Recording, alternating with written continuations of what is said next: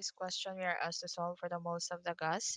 So to solve this, we will be using ideal gas equation where pressure times volume is equals to moles times ideal gas constant and temperature, where mole is equals to PV over RT. Substituting pressure given is 43 psi.